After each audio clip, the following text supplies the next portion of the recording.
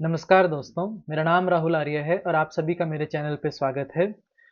इस चैनल पे हम क्लास 11th और 12th की केमिस्ट्री को बहुत बेसिक से कवर कर रहे हैं और इसी सीक्वेंस में क्लास 11th केमिस्ट्री का जो टॉपिक हम आज कवर करने वाले हैं उसका नाम है anomalous behaviour of the second period elements and the diagonal relationship. एक छोटा सा इंपॉर्टेंट टॉपिक हमें आज की इस क्लास में कवर करना है। आइए शुरू करते हैं।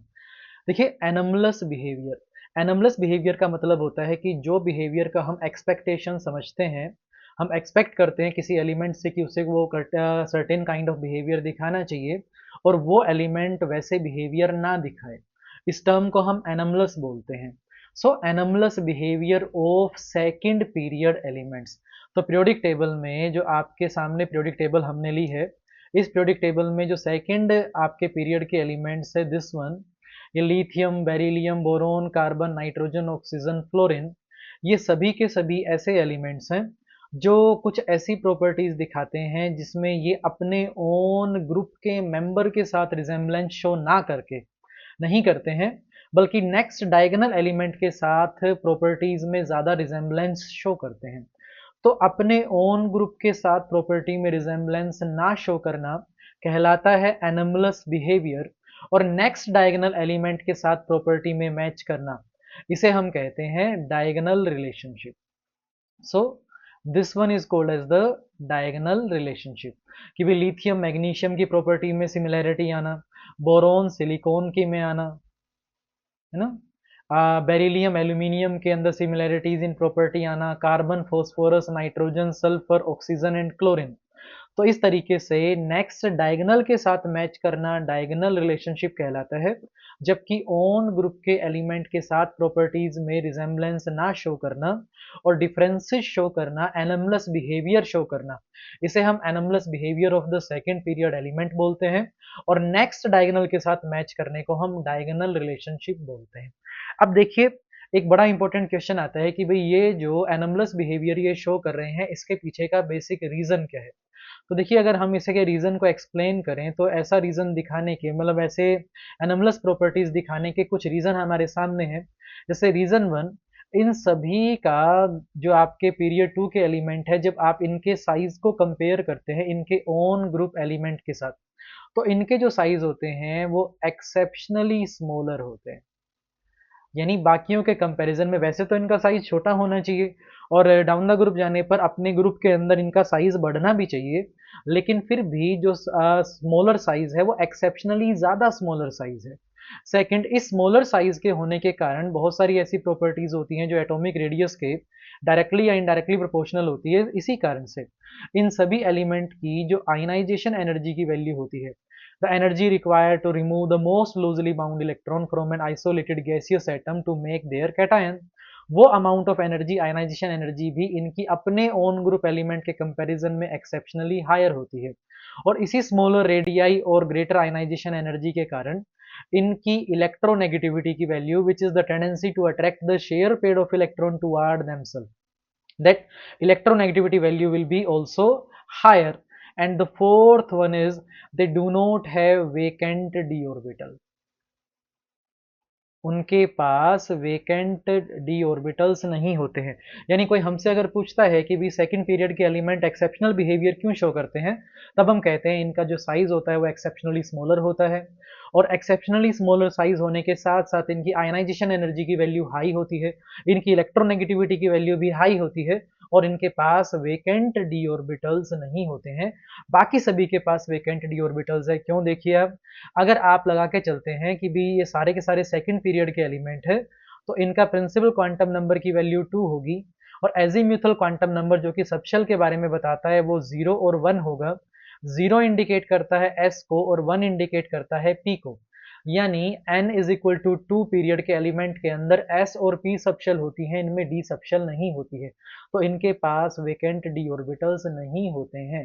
बाकी सारे ग्रुप के मेंबर्स के पास वेकेंट d ऑर्बिटल्स होते हैं, जिसके बारे में हम आगे पढ़ेंगे कि वो अपनी वैलेंसी को एक्सटेंड भी कर सकते हैं, और इनके पास ये पॉसिबिलिटी नहीं होती कि ये अपनी वैलेंसी को एक्सटेंड करे, क्योंकि एक्सटेंड करने के लिए खाली d ऑर्बिटल इनके पास नहीं होते हैं।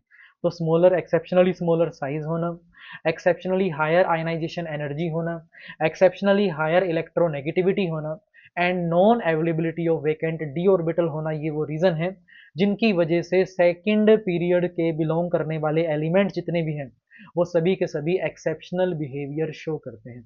और नेक्स्ट डायगोनल से क्यों मैच करते हैं, अगर आप इसके ऊपर आए, जिसे हम डायगोनल रिलेशनशिप कहते हैं। तो देखिए, जब आप सेकंड इस पीरियड से एक स्टेप नीचे ग्रुप में मूव करते हैं तो एटॉमिक रेडियस बढ़ जाता है, और जब आप इस पोजीशन से एक स्टेप राइट मूव करते हैं तो एटॉमिक रेडियस घट जाता है। तो ओवरऑल अगर हम एक टर्म की बात करें जिसे चार्ज डेंसिटी कहते हैं, साइज बढ़ने के कारण फिर घटने के कारण एंड ओवरऑल जितना चार्ज है उन पर्टिकुलर एटम्स पे, तो डायगोनल एलिमेंट जो बिलोंग वो करता है उन दोनों में नियर अबाउट सिमिलर सी इलेक्ट्रॉन चार्ज डेंसिटी होती है, जिसकी वजह से उनकी प्रॉपर्टीज में भी सिमिलैरिटीज आती हैं, और इस प्रॉपर्टी में सिमिलैरिटी आने को ही हम क्या बोलते हैं, डायगोनल रिलेशनशिप बोलते हैं। जैसे कुछ एग्जांपल के साथ इसे समझते हैं। देखिए, मैंने कुछ एग्जांपल यहाँ इंक्लूड किए हैं। पहला देखिए, लिथियम एंड मैग्नीशियम का जो पेयर है, both are harder and have higher melting points than their respective group pairs and form normal oxide when the heated in the air and the react slowly with the water. यानी दोनों की जो properties हैं अपने own group के साथ match ना करके कुछ कुछ आपस में मैच ज़्यादा करती हैं। जैसे दोनों ज़्यादा हार्ड होते हैं, हार्डनेस ज़्यादा होने से इनका जो मेल्टिंग पॉइंट होता है वो भी हायर होता है। और आप देखेंगे कि भाई जो ये नॉर्मली जो ऑक्साइड बनाते हैं वो सिंपल काइंड के ऑक्साइड बनाते हैं जिसमें ऑक्सीजन पे 2 नेगेटिव चार्ज होता है। ये परोक्साइड नहीं बनाते हैं, यानी ये O2 2 नेगेटिव के साथ जो कंपाउंड बनता है वो नहीं बनाते हैं। एंड O2 सिंगल नेगेटिव जिसे सुपर ऑक्साइड आप कहते हैं, उनके साथ भी इनके कंपाउंड नहीं होते हैं। सेम एक और पेयर हमने यहाँ एग्जाम्पल के तौर पर इंक्लूड किया है, जिसे बेरिलियम और एल्यूमिनियम का पेयर है आपका। Both metal resist action by acid due to an oxide film layer on their surface and their oxides are amphoteric dissolving both acid and alkalis।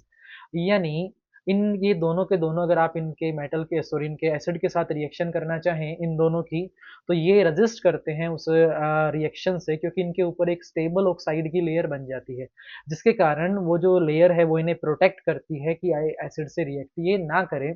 और साथ में साथ इनके जो ऑक्साइड्स हैं उनका नेचर एम्फोटेरिक नेचर होता है। देखिए, एक नेचर होता है जिसे एसिडिक कहते हैं, एसिड्स वो होते हैं जो बेस के साथ रिएक्ट करते हैं। एक नेचर होता है जिसे बेसिक कहते हैं, बेस वो होते हैं जो एसिड के साथ रिएक्ट करते हैं। एल्कलीज ऐसे बेस के लिए यूज होता है जो कि वाटर सोल्यूबल बेसिस हों। तो इनके जो ऑक्साइड्स का जो नेचर होता है वो एम्फोटेरिक होता है, और एम्फोटेरिक ऑक्साइड का सिंपल सा मीनिंग होता है कि वो दोनों की तरह एक्ट करते हैं, यानी वो एसिड के साथ और बेस के साथ दोनों के साथ रिएक्ट करके कंपाउंड बना सकते हैं। एक एग्जांपल और हमने इंक्लूड किया है बोरोन और सिलिकॉन का। Both are metalloids semiconductor have similar electronegativities and form covalent halides that easily hydrolyse in water. यानी बोरोन और जो सिलिकॉन है वो मेटलॉइड्स हैं, यानी properties in between the metal and non metal वो रखते हैं। वो सेमी कंडक्टर्स हैं, यानी वो ऐसे मटेरियल्स हैं जिनकी कंडक्टिविटी आपके मेटल्स की तरह कंडक्टर की तरह बहुत ज़्यादा नहीं होती और इंसुलेटर की तरह बहुत कम नहीं होती, इन बिटवीन द दीज टू होती हैं। और साथ में इनकी इलेक्ट्रोनेगेटिविटी भी हायर होती है, और इनके जो हैलाइड्स बनते हैं वो भी आपके कोवेलेंट करेक्टर के बनते हैं। यानी ये सारी प्रॉपर्टीज जो ये आपस में रिजेम्बलेंस शो कर रहे हैं वो कहलाती है डायगोनल रिलेशनशिप, और अपने ओन ग्रुप के साथ मैच ना करना क्या कहलाता है, एनोमलस बिहेवियर कहलाता है। तो आज की क्लास में हमने ये एक छोटा सा टॉपिक पढ़ा, और ये हमारा इस चैप्टर 3 जो हम classification of elements and periodicity in properties पढ़ रहे थे, एक तरीके से उसकी थ्योरी का लास्ट टॉपिक है। यहाँ पर हमारे इस चैप्टर 3 की यूनिट 3 की जो थ्योरी का पोर्शन है वो खत्म होता है। उम्मीद करते हैं आपको ये चैप्टर बहुत अच्छे से समझ में आया होगा। मिलते हैं अगली वीडियो में अगले किसी टॉपिक के साथ। आज की वीडियो के लिए इतना ही, धन्यवाद।